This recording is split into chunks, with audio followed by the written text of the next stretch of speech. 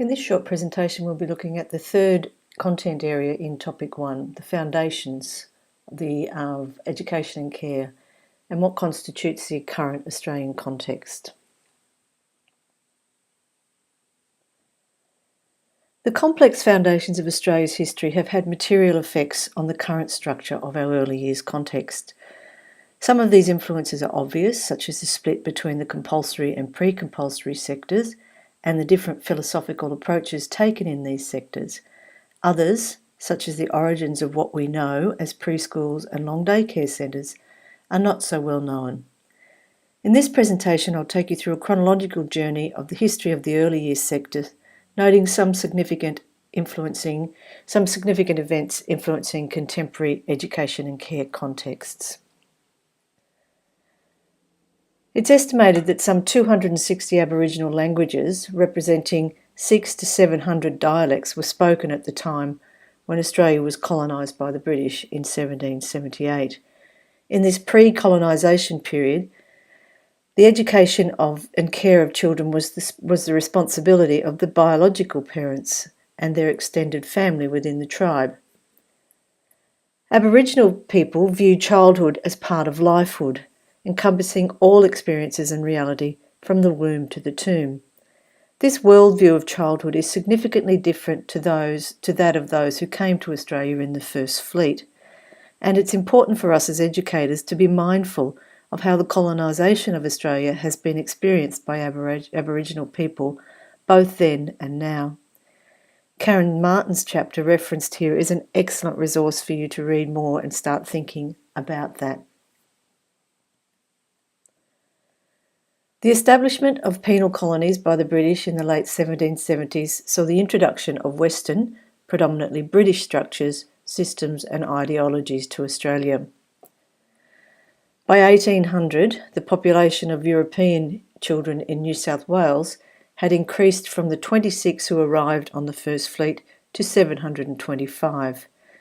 The rapidly increasing population of children included deserted and orphaned children of the settlers, and displaced or dual heritage Aboriginal children.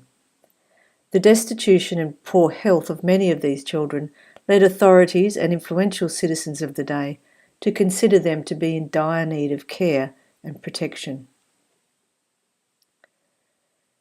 Consequently, three distinct responses to the provision of education and care emerged. The first was the establishment of school systems. The second, the introduction of kindergartens, and finally, the establishment of day nurseries. Each of these responses was influenced by dominant and at times competing views of childhood. The influence of these foundational institutions has had an enduring effect on policy and practice in early years education and care. In the earliest days of the colony, teachers, in inverted commas, established schools, again in inverted commas, to educate and care for the children of convicts, soldiers and free settlers. Sadly, not so much for the Aboriginal children. Those influenced by John Locke and the Reformation movement sought to save the delinquent child and instill good work habits, morals and self-respect, often through rewards and punishments. Others, influenced by Rousseau, Pestalozzi and Froebel, have more romantic notions of childhood, they sought to educate by providing learning environments characterised by nurture, care and sensate experiences, while yet others seized the opportunity that arose to engage in the entrepreneurial endeavour of schoolkeeping. Few of these educators or teachers, if any, held formal qualifications. It was not until the 1830s that Governor Burke introduced the common school system,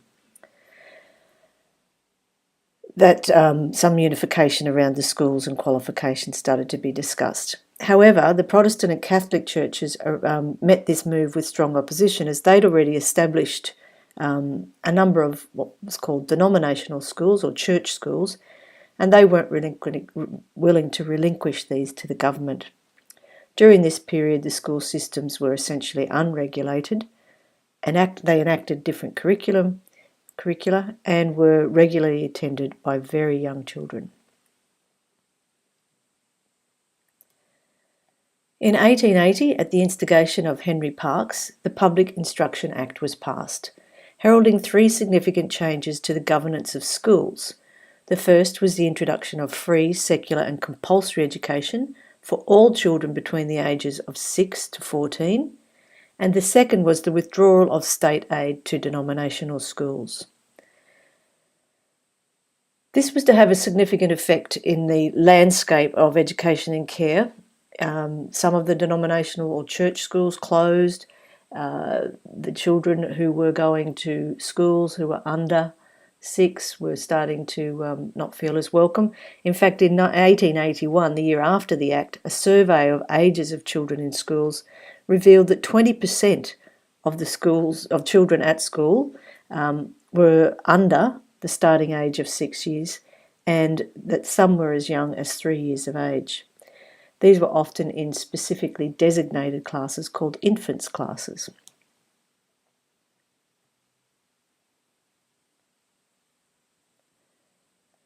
During the Depression of the 1890s, government expenditure on schools was cut dramatically, resulting in the exclusion of all children under the age of 6. This action was to have a significant impact on the evolution of programs for children under the age of 6. The Kindergarten Union of New South Wales was established in 1895, and by 1911 each state had a similar body in place.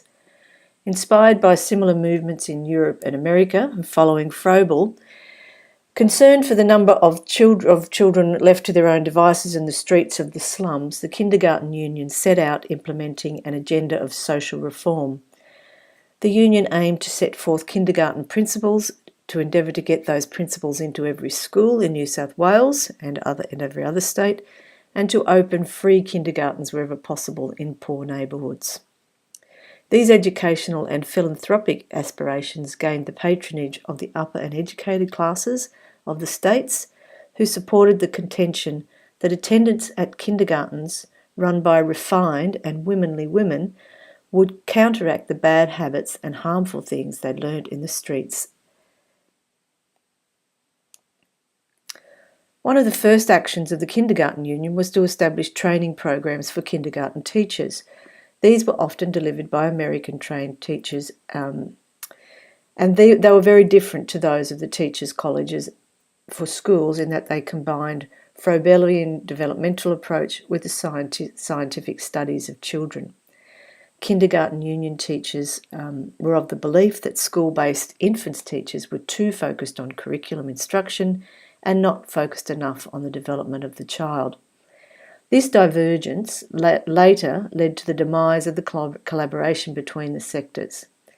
Kindergarten Union programs were in turn censured for their elitist approach, evidenced in the exclusion of children under 3 years of age, their operational hours from 9 a.m. to midday, and the recruitment of teachers, as they described as refined ladies.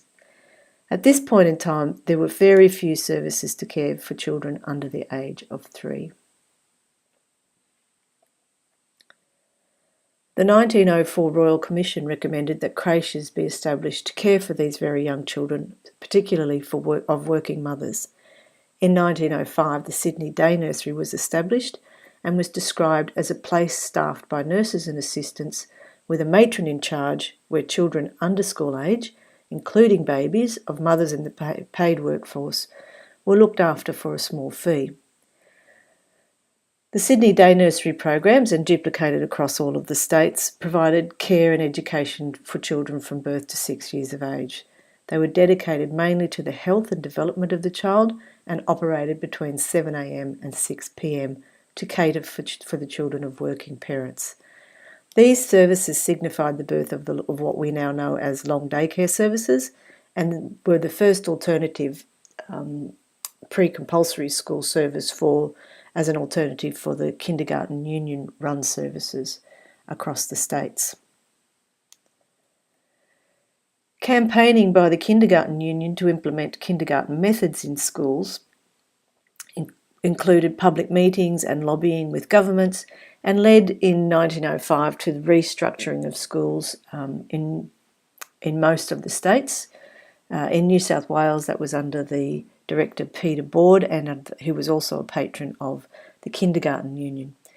The first class, known as the infants class, was extended to 2 years to accept enrolments of children between the ages of 6 and 8 years. The teachers of these classes were to hold a 2-year certificate of training in kindergarten methods.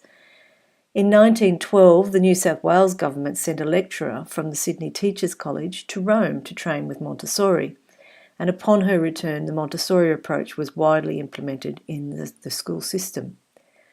By 1917, there were 70 kindergarten rooms in New South Wales implementing a blended curriculum based on Froebelian and Montessori methods. During this period, it's significant to note that all three providers of education and of early years education and care in New South Wales coexisted, united by the collaboration of patrons of the systems of the day. It's a very different context to that which we have now. The period following World War I and the subsequent Depression led to an unprecedented demand for children's services. The Kindergarten Union and Sydney and day nursery movements added meal and sleep programs in an effort to improve the health of the children. Some Kindergarten Union kindergartens extended their hours to accommodate this program. Though demand at the time was high, this period saw the advent of a duplication of services across the states. Philosophical discord and competition about the nature and purpose of education and care of children under school age between the day nursery and the kindergarten associations created tensions between the two institutions. In 1938, at the request of their patron Lady Gowrie, representatives from the kindergarten unions in each state convened to form the Australian Association for Preschool Child Development.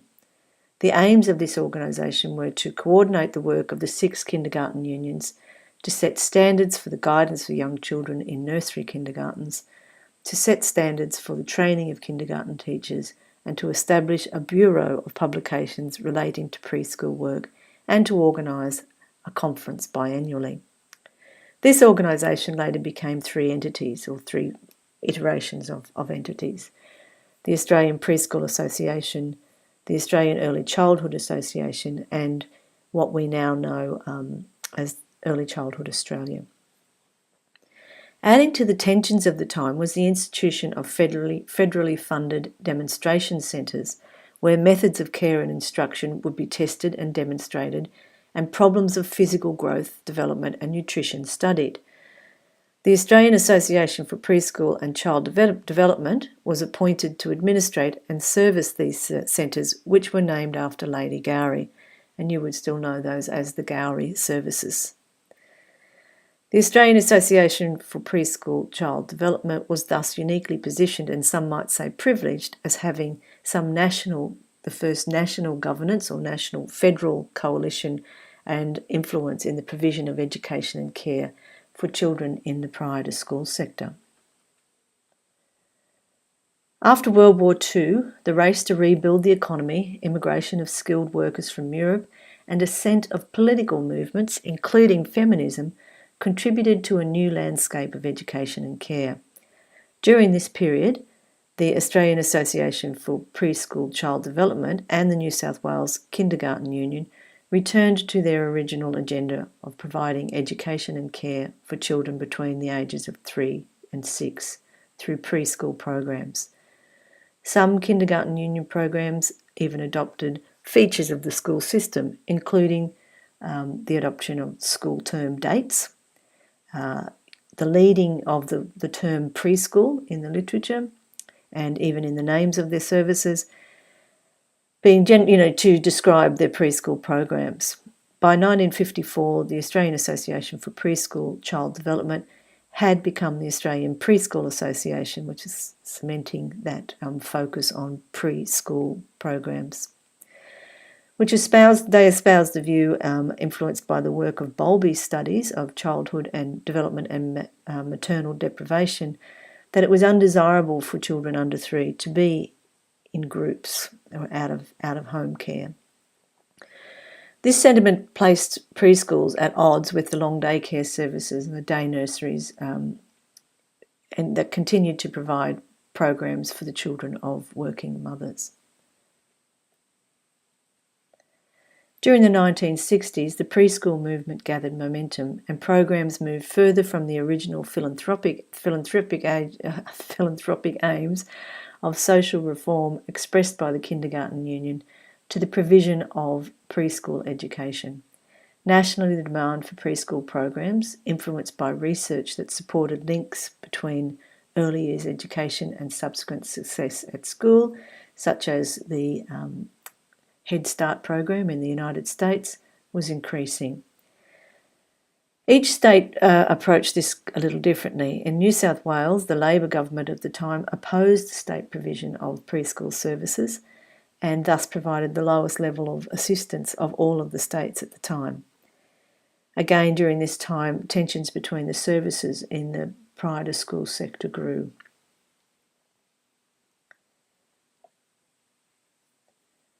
Feminism and employer groups supported parents in their demand for a greater range of childcare services.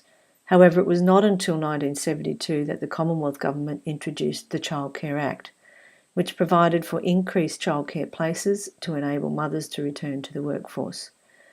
Wages for qualified staff were subsidised according to an agreed ratio to ensure quality care. Recurrent grants were also provided to subsidise fees for low-income families and to establish community-based not-for-profit services. By 1974, the dichotomy between education and care came to a head when two separate reports on education and care in the prior-to-school sector emerged.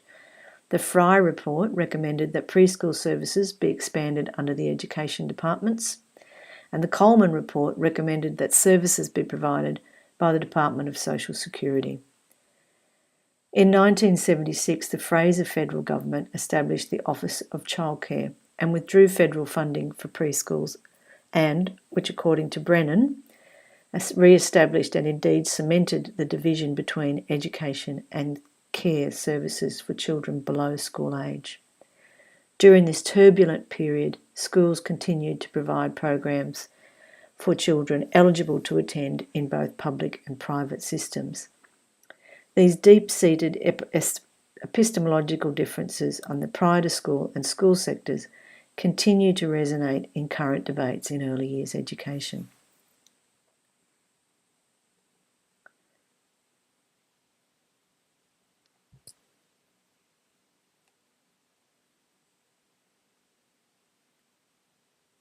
Teachers' constructs of the purposes and nature of education are influenced by their own education experience and the sector in which they work. In 1974, teachers' colleges were detached from state education departments to form autonomous tertiary institutions called Colleges of Advanced Education. In 1988, under the unified national system, they became universities. The current minimum qualification delivered by universities for prospective school teachers or teachers is a Bachelor of Education.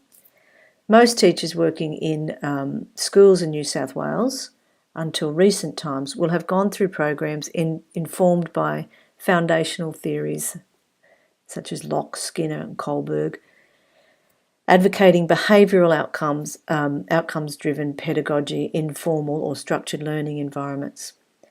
Teachers in the prior-to-school sector, early childhood programs, are now required to have one or more of the following qualifications: a Bachelor of Education, a Diploma of Community Services, or an Advanced Diploma of Community Services.